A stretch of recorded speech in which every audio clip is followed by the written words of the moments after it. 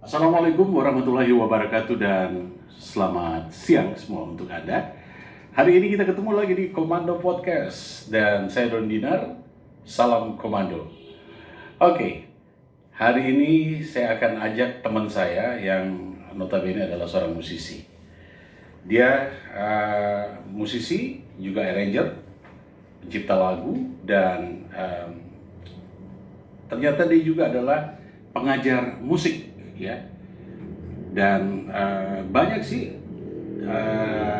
datanya, ya. Dia pernah membuat sebuah band, ya, yang sampai sekarang masih aktif dan melepaskan beberapa album, yaitu Moody Pop. Terus juga ada album independen dia sendiri, ya.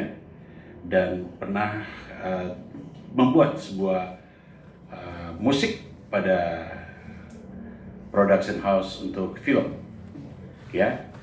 Tamu kita hari ini adalah Gian Hidayah.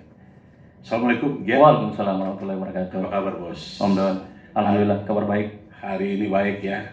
Ada kabar baik katanya. Ya, alhamdulillah anak ketiga, putri ketiga lahir putri. Iya. Alhamdulillah. Oke. Sebenarnya saya udah janjian 4 atau 5 hari yang lalu, tapi karena dia bilang, Don, bisa di hold dulu karena saya lagi menunggu seseorang, ya. Iya. Selamat datang untuk Dewinya. Oke. Sebenarnya saya ajak Anda untuk ngomong di sini kapasitas Anda sebagai seorang musisi. Dampaknya terhadap musisi di mana masa pandemik ini, ya, sangat sangat memukul banyak para Betul. musisi kita, musisi Makassar. Kita bisa lihat di mana-mana, ya, tempat-tempat yang biasanya kalau malam kita lagi suntuk di rumah terus kita pingin nongkrong di kafe, ada musik yang bisa hibur Iya. kita. Tapi sekarang udah nggak ada gitu. Betul. Kita diputarin tape, man.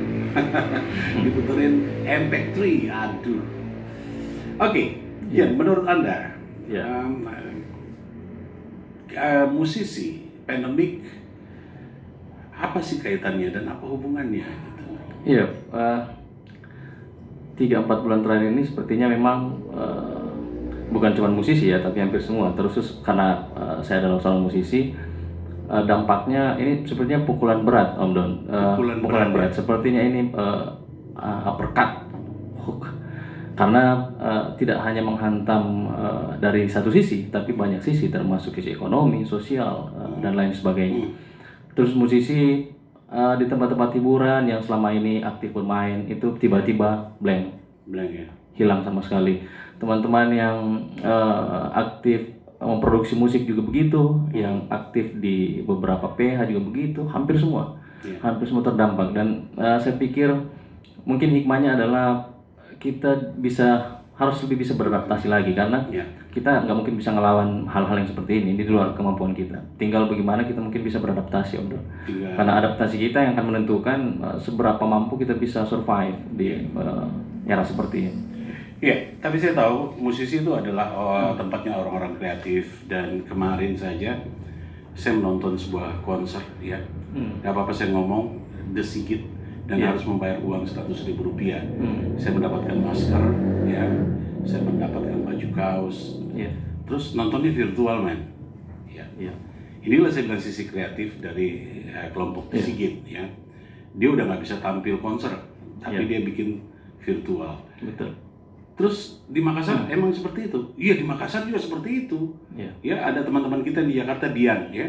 Ada beberapa musisi Makassar. Gian juga kemarin juga begitu, ya. Gian dengan teman-teman lainnya juga membuat sebuah konser walaupun virtual. Ini adalah sisi kreatif. Betul.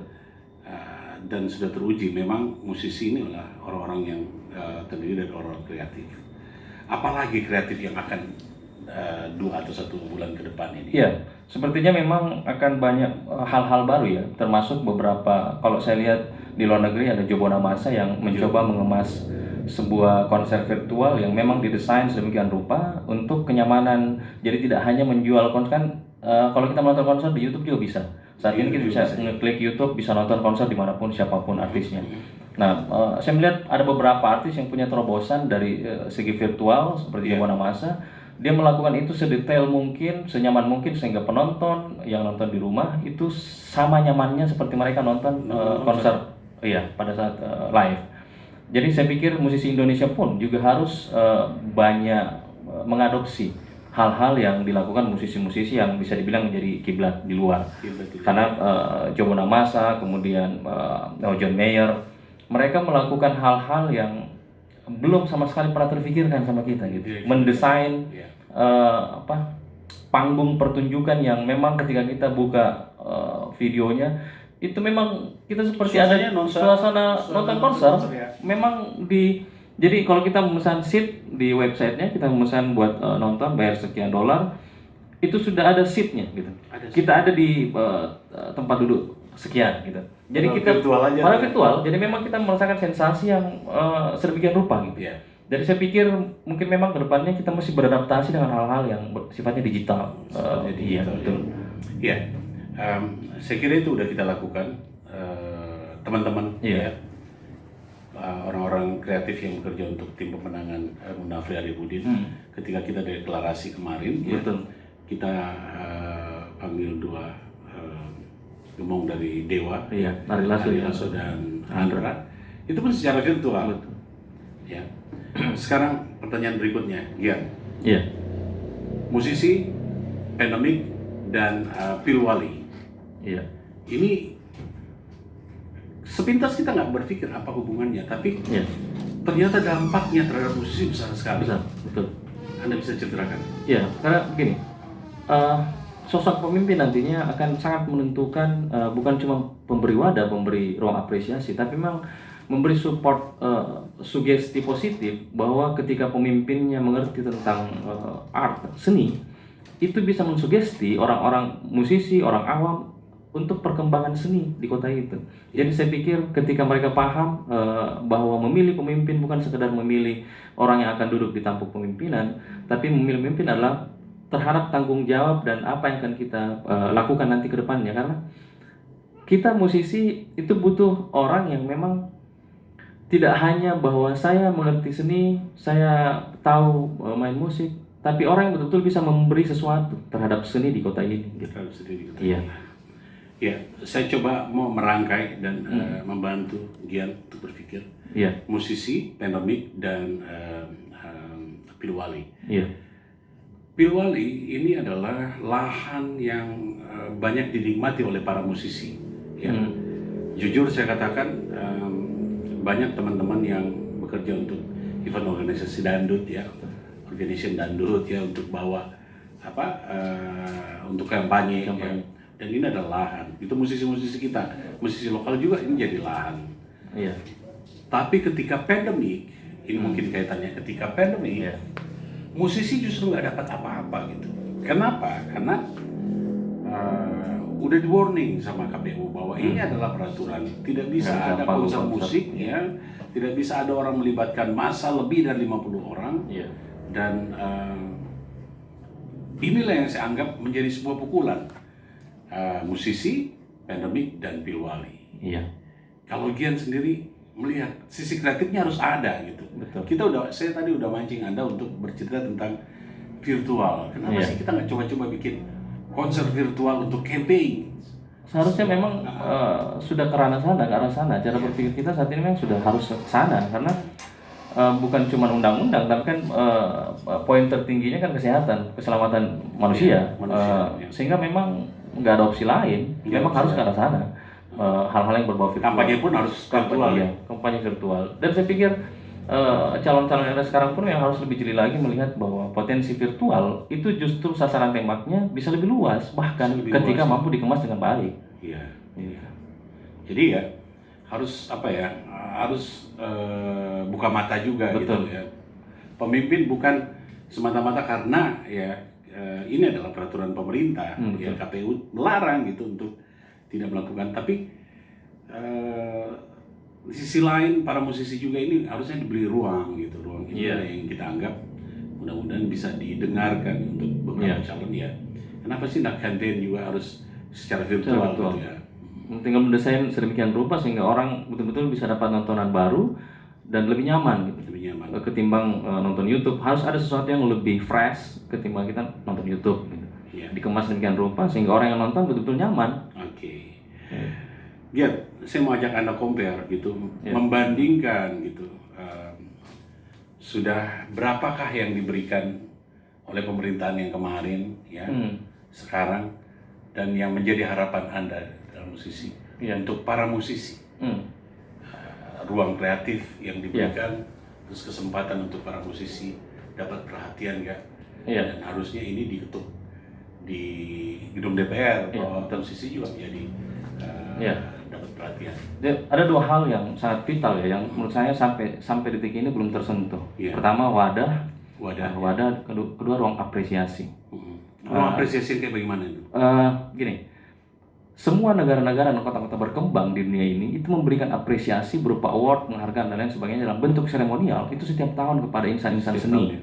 yang ada di kota di luar negeri ya. Oh ya, saya ingat siapa ya, si vokalisnya Led Zeppelin pun Iya, betul. diundang di The gedung Kennedy sama- Honors Iya. dan banyak lain lagi tema-tema penghargaan. Jadi Iya. pemerintah kita belum melek dengan hal-hal seperti itu. Menurut saya ini kritikan sekaligus masukan buat nantinya pemimpin berikutnya mau berganti pun tetap adalah memikirkan hal-hal yang wadah, memberi ruang seperti di Bandung ya. Di Bandung itu Iya. kan Ahmad Subastio, saya punya teman basis Sahara, itu mereka memang kompak meminta sesuatu, meminta gedung, pertunjukan ataupun lahan yang Ya. Kalau di Bandung kalau saya nggak salah alun-alun ya. alun-alun. Iya. Ridwan Kamil beli. Kemudian apresiasi juga begitu. Apresiasi. Jadi Makassar harus di dua titik vital ini, Om Dan, menurut saya. Iya. Wadah dan apresiasi. Kalau ini bisa ngena, Iya. saya pikir itu penghargaan yang luar biasa buat teman-teman musisi dan seniman. Kalau saya tidak salah, saya pernah sepanggung dan Anda, saya MC dan Anda main musik, dan itu yang saya minta di saat kampanye, ya. Betul. Salah seorang calon wali kota pada saat itu. Ya, itu sudah Tapi hampir nggak 10 tahun terrealisasi, yang kan? lalu. 10 tahun yang lalu. Iya, 7 tahun yang lalu. 7 tahun yang lalu, Iya, tapi betul. nggak terrealisasi. Nggak terrealisasi. Jadi memang Masih ada harapan nggak para musisi untuk seperti itu? justru harapan terus terbuka karena begini ya. Musik kan akan terus berkembang Om Dan, ke depannya. Sehingga ruang-ruang, wadah maupun apresiasi itu sangat dibutuhkan. Sangat dibutuhkan sekali. Sehingga kalau itu bisa dibuka dan diberi kepada seniman maupun musisi, maka itu sebuah langkah yang sangat bukan cuma bijak, tapi langkah buat memajukan industri Iya. ke depan. Oke, Gian. Iya. Kalau hari ini Pilwali dan hasilnya dimenangkan oleh Munafri Arifudin dan Rahman Bando, Iya. kira-kira harapanmu secara pribadi apa, dan harapanmu secara musisi Makassar ini seperti apa? Iya, harapan sebagai pribadi di luar musisi ya tentu bagaimana pemimpin bisa mengayomi, bisa memberi kesejahteraan, bisa memberi perlindungan dan lain sebagainya. Kalau dari segi musisi, saya berharap memang dari kemarin ya kita sering jalan bareng ngobrol bahwa kita selalu meminta hal-hal yang sampai saat ini memang belum terrealisasi, belum mendapat perhatian yang seharusnya. Sehingga harapan itu tentu besar harapan kita pemimpin yang kalaupun nanti akan berganti, ruang itu terbuka. Jadi pertama ruang yang saya bilang tadi, ruang apresiasi dalam bentuk award kepada insan seni. Kita tahu bahwa sudah banyak musisi kita, seniman yang meninggal tanpa mendapat satupun jenis penghargaan dari pemerintah. Kemudian ruang wadah, baik itu panggung pertunjukan yang sifatnya mungkin internasional, kemudian ruang umum sehingga orang awam pun bisa menonton setiap minggu teman-teman musisi. Dan mungkin kalau bisa ada sebuah regulasi yang bisa menghimpun antara penyelenggara musik, pemain musik, tempat pertunjukan musik, dibuatkan regulasi yang sama-sama saling mengikat tapi sama-sama saling menguntungkan. Sama-sama saling mengikat. Sama-sama saling menguntungkan. Iya, begitu mungkin. Oke. Ya, singkat memang obrolan kita, kurang lebih 20 menit, tapi nggak apa-apa. Saya ingin menggambarkan sama Anda. Kelak kalau ada pun Pak Munafri yang terpilih dan Rahman Bando, saya kira harapan setiap orang pun harus ada untuk pemimpin yang baru. Kenapa? Karena kita selalu mau lebih baik daripada hari ini. Nah, apa yang harus lebih baik gitu? Di kepala saya selalu terngiang ingin saya sampaikan bahwa olahraga kita sangat perhatikan, bahkan sebentar lagi stadion akan dibangun gitu. Tapi nggak ada panggung untuk musisi dibangun gitu. Padahal ini adalah ruang kreatif anak muda Makassar ya. Dan kalau ini sudah terbangun, Anda udah menjawab bahwa sekian banyak orang yang nantinya akan bisa bekerja di situ dan bisa menghasilkan uang. Inilah obrolan singkat saya bersama Gian Hidayah. Insya Allah bermanfaat untuk Anda yang masih terus menyaksikan Komando Podcast. Saya Don Dinar. Terima kasih atas perhatian Anda. Wassalamualaikum warahmatullahi wabarakatuh dan salam Komando.